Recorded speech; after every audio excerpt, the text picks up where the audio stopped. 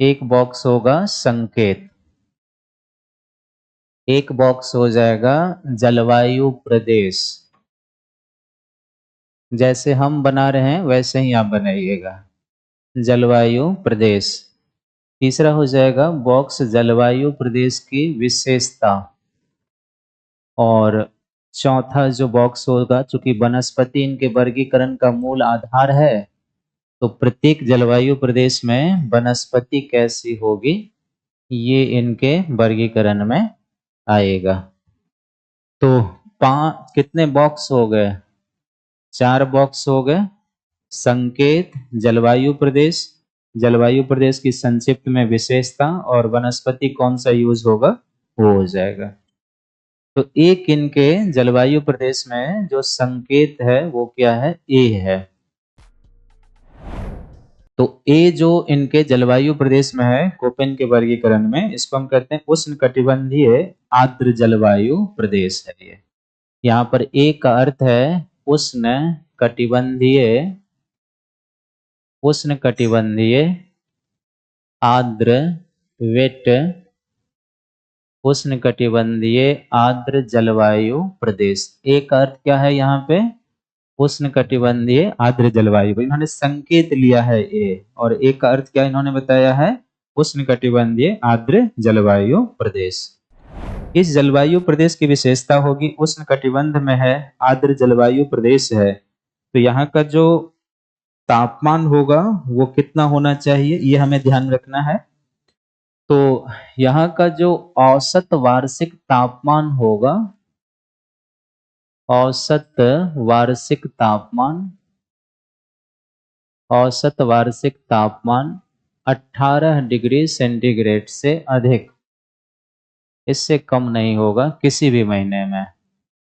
और यहाँ पर शीत ऋतु का अभाव होगा, शीत ऋतु का अभाव ये यहाँ पर नहीं पाया जाएगा। और यहाँ की जो वनस्पति होगी ओपेन के हिसाब से मेगाथर्मल वनस्पति होगी। तो गर्म वातावरण में जो वनस्पति विकसित होंगे उसको इन्होंने क्या नाम दिया है? मेगाथर्मल वनस्पति। दूसरा जो इनके संकेत हैं उसको इन्होंने बी नाम दिया है, बी। और बी जो है इनके अनुसार से जो इन्होंने माना है, इसको इन्होंने शुष्क जलवायु प्रदेश माना, एरिड क्लाइमेट, शुष्क जलवायु प्रदेश। ये है इनके वर्गीकरण में शुष्क जलवायु प्रदेश। तो बी का अर्थ क्या है? शुष्क जलवायु प्रदेश। ये ऐसा क्षेत्र होगा जहां पर वाष्पीकरण अधिक होगा वर्षा के तुलना में, वाष्पीकरण इज ग्रेटर देन रेनफॉल। वनस्पति होगी यहाँ पे जीरोफाइटिक। शुष्क वातावरण में जो वनस्पति उत्पन्न होता है उसको क्या कहा जाता है? मरुस्थलीय, मरुद्भिद, या उसी को हम क्या कहते हैं? जीरोफाइटिक वनस्पति कहते हैं ना। तो ये है सी है इनके क्लाइमेट क्लासिफिकेशन में एक, और सी जो इनके क्लाइमेट क्लासिफिकेशन में है संकेत के रूप में,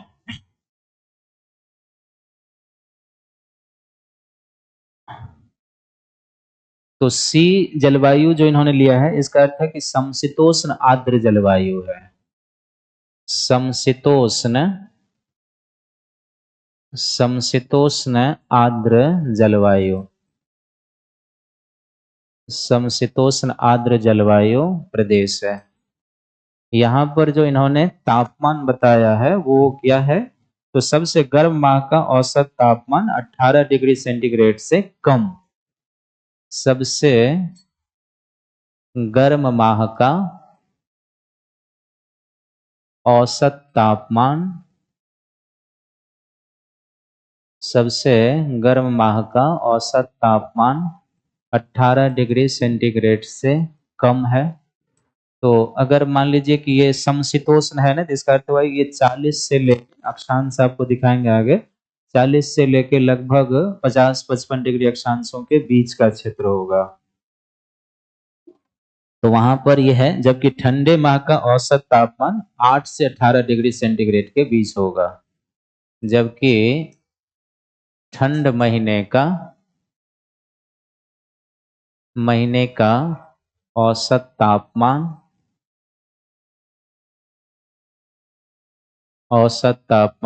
8 डिग्री से 18 डिग्री से। वनस्पति कैसी होगी यहाँ पे? तो यहाँ पर मेसोथर्मल वनस्पति, मेसोथर्मल।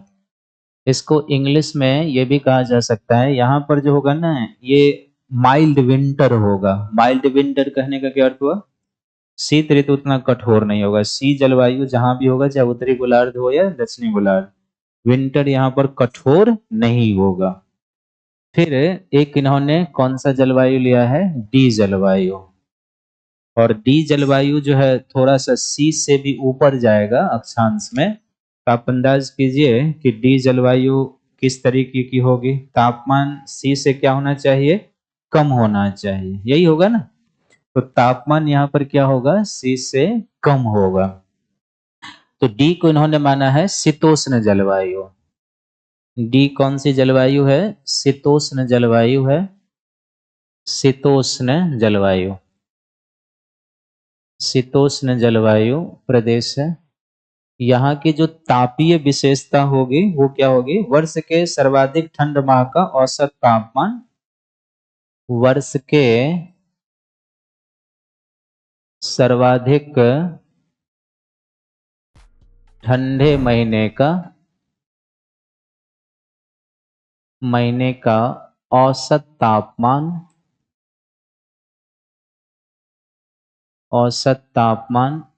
-3 डिग्री सेंटीग्रेड।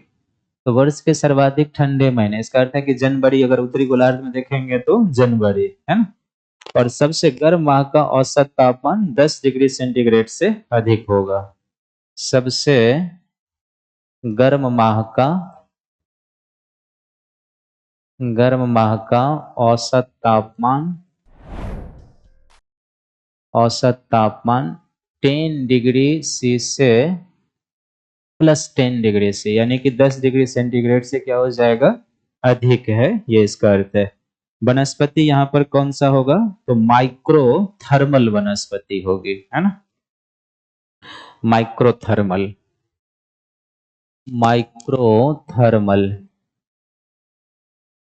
माइक्रोथर्मल वनस्पति।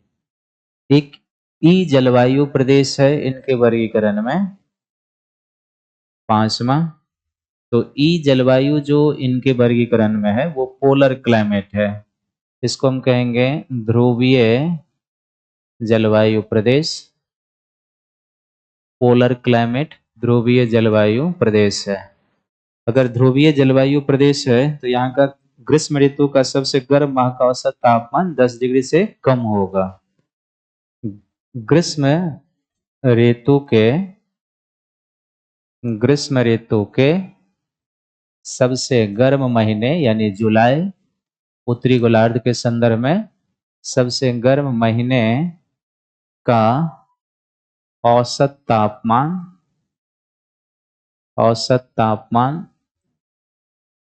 10 डिग्री सी से कम होगा।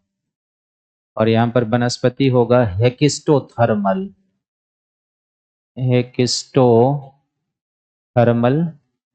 हेकिस्टोथर्मल, है ना। और लास्ट में एक जलवायु प्रदेश इन्होंने और लिया है जिसको हम कहेंगे विश्व के पर्वतीय जलवायु, है ना। अधिक ऊंचाई पर अवस्थित जो पर्वतीय जलवायु है वो। तो विश्व के पर्वतीय जलवायु, इसमें इन्होंने तापमान वनस्पति की बात नहीं किया क्योंकि कैंडोल महोदय ने कुछ कहा नहीं था, इनके पास तो कुछ था नहीं कहने के लिए, तो फिर इन्होंने भी कुछ नहीं कहा, है ना। क्लियर है? एक बार इसको फिर से रिपीट करेंगे।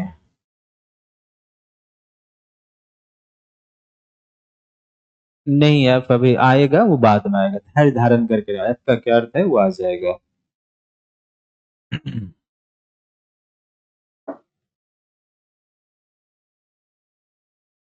क्लियर है? चलें थोड़ा सा एक बार ऊपर। तो आप ध्यान से सुनिए, कोपिन का जो क्लाइमेट क्लासिफिकेशन है इसको हम पदानुक्रमिक वर्गीकरण कहते हैं। पदानुक्रमिक वर्गीकरण का अर्थ है हायरार्कियल है। हायरार्कियल में पहले स्टेप पर इन्होंने क्या किया है, विश्व को जलवायु प्रदेशों में बांटा है। और जलवायु प्रदेश में बांटने का मूल आधार क्या है, तापमान। और दूसरा आंकड़ा अगर आप कहेंगे तो कौन सा है, वनस्पति है। इन दो चरों के आधार पर कोपेन ने क्या किया है, विश्व को मेजर रूप से 5 जलवायु या तापीय प्रदेशों में बांटा है। और इसको दिखाने के लिए उन्होंने अंग्रेजी वर्णमाला के सांकेतिक अक्षर का प्रयोग किया। तो यहाँ पर जो तापीय प्रदेश है उसका जो सांकेतिक अक्षर है वो अंग्रेजी वर्णमाला का बड़ा अल्फाबेट है, ABCDE और H है। यहाँ पर ए का अर्थ उन्होंने लिया है कि जहां ए लगेगा, आगे आप देखेंगे, उसका अर्थ है कि वो कौन सा जलवायु होगा, उष्णकटिबंधीय आर्द्र जलवायु प्रदेश। जहां बी लगेगा उसका अर्थ है कि वो शुष्क जलवायु प्रदेश होगा। जहां पर सी लगेगा वहां पर समशीतोष्ण आर्द्र जलवायु प्रदेश होगा। जहां पर डी लग जाएगा उसका अर्थ है कि ये शीतोष्ण जलवायु प्रदेश है। जहां पर ई वो पोलर क्लाइमेट और एच है तो विश्व के पर्वतीय जलवायु। फिर इन्होंने क्या कहा कि भाई ये जो जलवायु प्रदेश है इसकी चूंकि तापमान का चर है तो तापीय आंकड़ों को इन्होंने दिखाया कि ये जो ए जलवायु प्रदेश है उष्णकटिबंधीय आर्द्र जलवायु, यहाँ पर किसी भी महीने में औसत तापमान 18 डिग्री सेंटीग्रेड से नीचे नहीं आया। तो इसका अर्थ है कि यहाँ ग्रीष्म ऋतु शीत ऋतु होगा ही नहीं, लगभग एब्सेंट होगा। यहाँ पर शुष्क जलवायु प्रदेश की विशेषता क्या है कि वर्षा की तुलना में यहाँ पर वाष्पीकरण ज्यादा हो जाएगा, इसलिए ये जो जलवायु प्रदेश होगा एरिड क्लाइमेट। जैसे भारत में जाएंगे तो शायद जो थार मरुस्थल का क्षेत्र है वो इसके अंतर्गत आ जाएगा। समशीतोष्ण का अर्थ है कि ये ऐसा जलवायु होगा जहां पर शीत ऋतु अधिक कठोर नहीं होगा। आप इमेजिन कीजिए कि शीत ऋतु अधिक कठोर ना हो, कहां पर, बहुत ऊंचे अक्षांश में कि थोड़ा सा नीचे अक्षांश में। नीचे अक्षांश में होगा तभी तो सूर्य का प्रकाश जाएगा, तो शीत ऋतु उतना कठोर नहीं होगा। तो इसमें इन्होंने कहा कि सबसे गर्म माह का जो औसत तापमान होगा, अगर उत्तरी गोलार्ध के संदर्भ में समझेंगे तो जुलाई का महीना जो सबसे गर्म होता है, यहाँ का 18 डिग्री सेंटीग्रेड से कम, जबकि सबसे ठंडे महीना कौन होता है हमारे यहाँ, जनवरी होगा। तो वहां का औसत तापमान 8 डिग्री से 18 डिग्री के बीच होना चाहिए। फिर जो डी जलवायु है वो शीतोष्ण जलवायु है, तो इसके तुलना में यहाँ पर शीत ऋतु ज्यादा कठोर होगा, तापमान कम होगा, जो इसमें हमें दिखाई दे रहा है क्योंकि अक्षांश में अब हम ऊपर की ओर बढ़ते जा रहे हैं। तो वर्ष के सर्वाधिक ठंडे महीने का औसत तापमान क्या है, यहाँ पर -3 डिग्री, यानी जनवरी की बात हो रही है ये। और सबसे गर्म माह का औसत तापमान 10 डिग्री सेंटीग्रेड से ऊपर होगा, यानी जुलाई महीने का। और फिर जो ध्रुवीय जलवायु प्रदेश है जो सबसे गर्म महीना होगा, वहां का औसत तापमान यानी जुलाई का भी औसत तापमान 10 डिग्री सेंटीग्रेड से क्या होगा, नीचे ही होगा। पर्वतीय जलवायु में इन्होंने इसकी कोई बात नहीं की। ए जलवायु में वनस्पति कैसा माना है इन्होंने, मेगा थर्मल है। बी जलवायु वनस्पति जीरोफैटिक, सी जलवायु में मेसोथर्मल, डी जलवायु में माइक्रोथर्मल और ई जलवायु में एक्स्टोथर्मल, जो बर्फ के सतह पर विकसित हो सकता है वो है। प्रीलिम्स में एक क्वेश्चन ये भी आ सकता है, एक तरफ ये जलवायु प्रदेश और सामने में वनस्पति मैच करने के लिए आ सकता है कि किस जलवायु प्रदेश में कौन सी वनस्पति होगी। ये नहीं आएगा, इतना टिपिकल नहीं आएगा, आएगा क्या वो आगे आपको दिखाएंगे। तो ये याद रखना होगा आपको, इसमें कोई विकल्प नहीं है